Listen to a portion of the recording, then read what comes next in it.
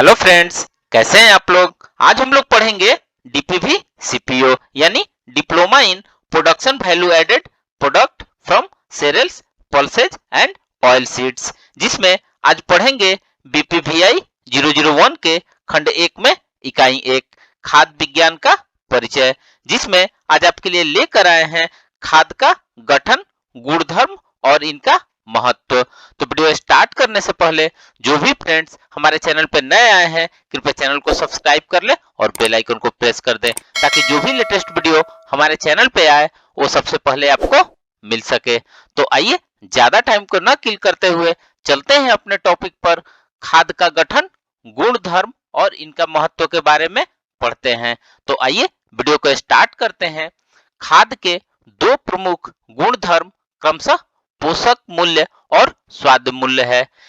पहले इसकी मात्रा को निर्धारित करना आसान था क्योंकि पोषक तत्वों की संख्या सीमित थी और इनके कम या अधिक प्रभाव स्पष्ट थे।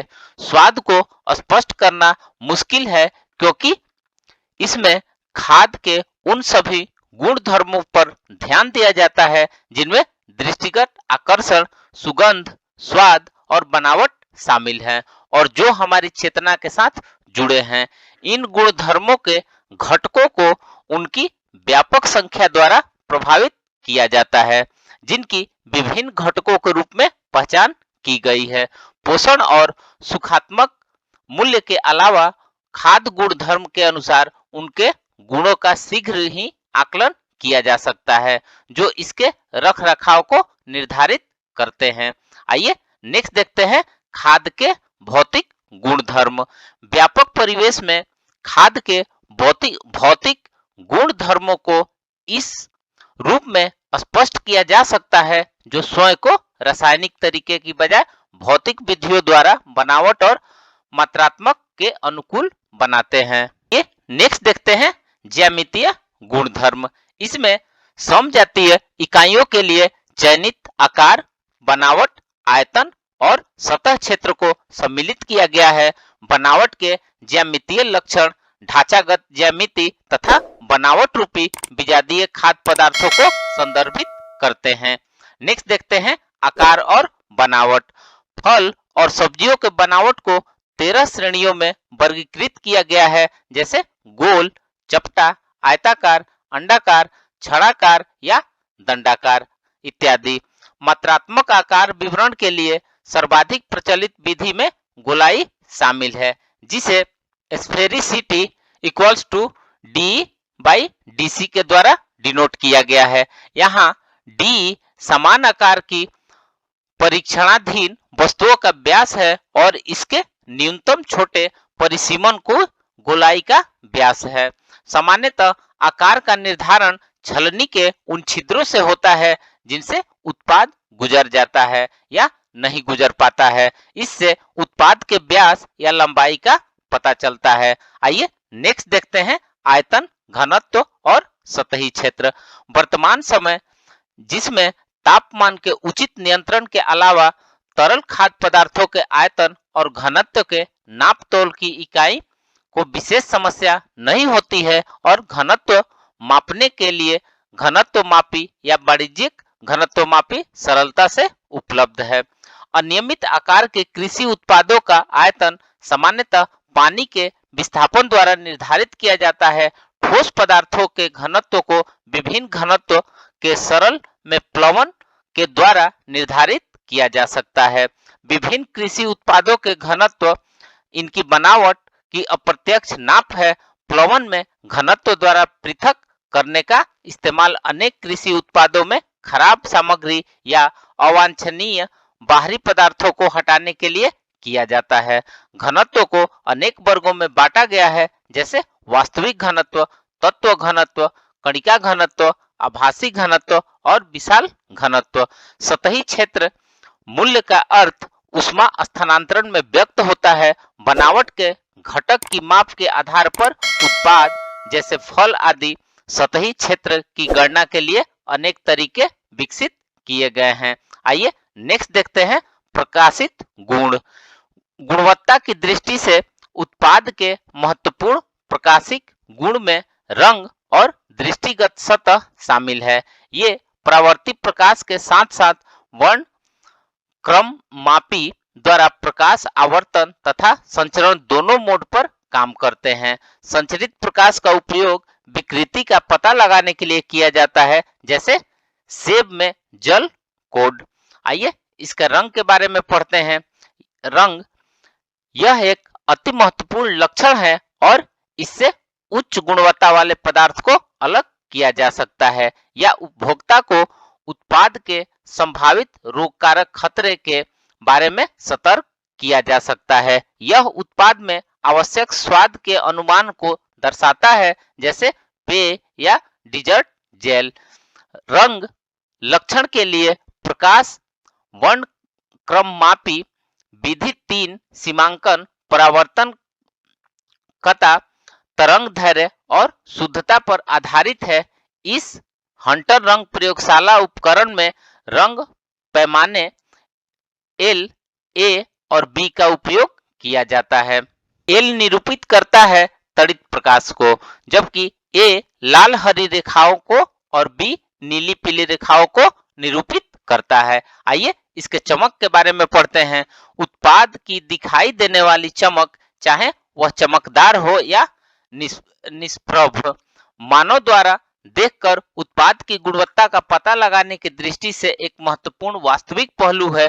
कुछ उत्पादों की चमकदार सतह मूल्यवान होती है, जैसे सेब, खीरा, चेरी। वहीं दूसरी ओर संतरे, हरी फलियों आदि के सतह निष्प्रभ होती है। सतह के भौतिक लक्षणों में चमक भी एक है, जिनमें वर्ण क्रम दृष्टिगत होता है और यह एक सतह से दूसरी सतह में भिन्न हो सकता है। आइए नेक्स्ट देखते हैं विरूपण गुणधर्म। खाद की जटिल प्रकृति, इनकी विविधता और इनके परस्पर विविध संबंध विशिष्ट खाद के नियम संबंध को अलग सूचीबद्ध करने के कारण होती है। ठोस खाद्य पदार्थों के विरूपण गुणधर्म के मूल्यांकन को दो प्रमुख वर्गों में विभक्त किया जा सकता है।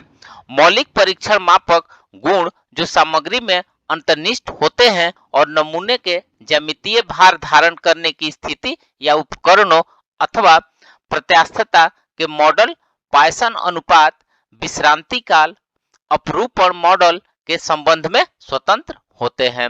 अनुभाविक या इमिटेटर जांच का उपयोग क्षीण बल और उत्सारण शक्ति जैसे गुणों का पता लगाने के लिए किया जाता है। नमूने का द्रव्यमान, उनकी ज्यामिति, जांच की गति आदि भी आकलित मापदंडों को निर्धारित करते हैं। ठोस खाद्य पर प्रयोग किए गए मौलिक परीक्षण को पुनः दो विशिष्ट विभिन्न वर्गों में वर्गीकृत किया जाता है, जिन्हें स्थैतिक भारण स्थितियों के अंतर्गत विभक्त किया जाता है और इन्हें गति की स्थितियों के अंतर्गत माना जाता है, क्योंकि खाद्य एक स्वयंप्रस्थता है जिसके लिए स्वतंत्रता तथा समय स्वतंत्रता के मापन जरूरी है। वे खाद्य जो गुरुत्व बल से अधिक प्रभावित होते हैं और अपने आकार को कायम नहीं रख पाते हैं, उन्हें तरल खाद्य पदार्थ कहा जाता है। कोई खाद्य पदार्थ एक तापमान पर ठोस हो सकता है और दूसरे तापमान पर तरल हो सकता है। ठोस पदार्थों को निलंबित तत्व या तो तरल माध्यम होते हैं या पायस खाद्य पदार्थों की संरचना और संयोजन में विभिन्नता के कारण इनमें प्रवाह परस्पर संबंध से दृष्टिकोण होता है, जिसमें सरल न्यूटोनियन से समय निर्भरता और गैर न्यूटोनियन से श्यान प्रस्थता होती है। उदाहरण के लिए कच्चे अंडों में 21 डिग्री सेल्सियस में न्यूटोनियन तरल पाया जाता है, तथापि प्रशीतित अंडों में अपरूपण मोटा तरल पाया गया है। आइए नेक्स्ट देखते हैं उष्मीय गुणधर्म। उष्मीय गुण खाद्य पदार्थों के तापन या प्रशीतन के दौरान ताप स्थानांतरण को समझने के लिए जरूरी है। समस्त खाद्य पदार्थों के संयोजन और भौतिक लक्षण में वर्णन विविधता महत्वपूर्ण है। प्रमुख उष्मीय गुण है विशिष्ट ताप, एंथैल्पी, उष्मीय चालकता, उष्मीय विसरणशीलता और ताप हस्तांतरण सहकुशलता। इन गुणों को खाद्य पदार्थों के तापन या प्रशीतन के लिए प्रणाली के डिजाइन में उपयोग किए जाने वाले गुण धर्म में सबसे ज्यादा सामान्य उपयोग में लाया जाता है। अन्य बहुत से ऊष्मीय मूल्य जैसे गुण है वे किंतु अधिकांश तापन स्थानांतरण अनुप्रयोग की दृष्टि से कम महत्वपूर्ण है, जैसे विगलन, प्रशीतन, गुप्त तापन, श्वसन का ताप, अधिशोषण का ताप, ऊष्मीय प्रसार का गुणांक, परावैद्युत स्थिरांक, उत्सर्जनकर्ता और अवशोषणकर्ता। आइए नेक्स्ट देखते हैं द्रव्यमान हस्तांतरण गुणधर्म। खाद्य प्रसंस्करण के मूल इकाई परिचालन में द्रव्यमान हस्तांतरण एक महत्वपूर्ण भूमिका निभाता है। यह अनेक भौतिक, रासायनिक और जैविकीय खाद्य प्रक्रियाओं में भी शामिल होता है, जैसे पदार्थों को मीठा या नमकीन बनाने में तथा ऑक्सीजन अवशोषण, विवातन और प्रसंस्करण उपकरणों की सफाई। यह खाद्य प्रसंस्करण और भंडारण में उन स्थानों पर महत्वपूर्ण है जहां आर्द्रता, हस्तांतरण, वाष्पन और स्वाद के घटक खाद्य गुणवत्ता को प्रभावित कर सकते हैं। आइए नेक्स्ट देखते हैं विद्युतीय गुणधर्म। इन गुणों में खाद्य उत्पाद द्वारा समेकित शक्ति और संचालन के अंदर इसकी मात्रा के वितरण को निर्धारित करना आता है। विद्युत गुण उच्च आवर्तता के खाद्य प्रसंस्करण और इनके परावैद्युत गुण के मूल आधार है, क्योंकि ये परस्पर संबंधित विद्युत गुणों की संख्या को निर्धारित करते हैं जो शक्ति युग्मन और खाद्य उत्पाद के अंदर इसके वितरण को प्रभावित करते हैं। जैविकीय सामग्री एक बल उष्मा रोधक के रूप में काम करती है, जैसे विकिरण हस्तांतरण द्वारा एक संबंध विद्युत चुंबकीय क्षेत्र में विद्युत शक्ति को वितरित और भंडारित करने में एक गैर आदर्श आवेश। ये गुण विद्युत धारित के रूप में काम करने वाले उपकरण से पैदा होते हैं और विद्युत धारा की कम मात्रा का संबंध सामान्यतः सामग्री की विद्युत क्षमता और प्रतिरोधिता से होता है, जिसे मौलिक परावैद्युत गुण द्वारा स्पष्ट किया जा सकता है। तो फ्रेंड्स, इस प्रकार से आज हमने खाद्य का गठन, गुण धर्म और इनके महत्व के बारे में पढ़ा। तो मिलते हैं एक नए वीडियो के साथ में, तब तक से हमारे चैनल पे बने रहिए। धन्यवाद।